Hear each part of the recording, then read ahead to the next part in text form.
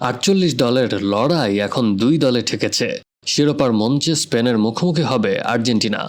আগামী রোববার যুক্তরাষ্ট্রের নিউ ইয়র্কের নিউ জার্সি অঞ্চলের মেটলাইফ স্টেডিয়ামে বসবে শিরোপা নির্ধারণী এই ম্যাচ।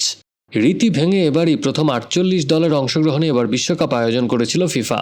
পাশাপাশি একাধিক আয়োজক দেশও ফিফা ফুটবল বিশ্বকাপের ইতিহাসে প্রথম। টুর্নামেন্টের এই নির্ণায়ক ম্যাচটি হবে বিশ্বকাপের 104তম ম্যাচ। এতে মুখোমুখি হবে ফ্রান্সকে পরাজিত করা স্পেন এবং আর্জেন্টিনা ইংল্যান্ড ম্যাচের বিজয়ী আর্জেন্টিনা।